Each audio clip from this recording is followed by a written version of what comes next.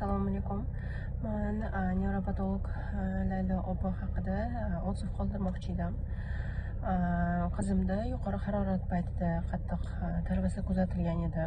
Biz juda qo'rqib ketgandik va shu paytda Laylo opaga murojaat qildim. Ular kompyuter diagnostika qilib boshini ensa sohasida, ya'ni orqa qismida kichkina gematomaga o'xshash holat borligini aytdilar. Undan tashqari organizmdagi bakteriya va infeksiyalar borligini ham aniqlab berdilar. Shundan keyin tabiiy badlar asosida davolanishni boshladik.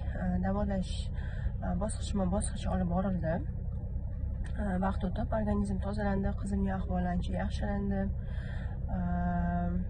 Oldinlari juda ham injiq, yig'loqi va kechasi yaxshi uxlamas edi.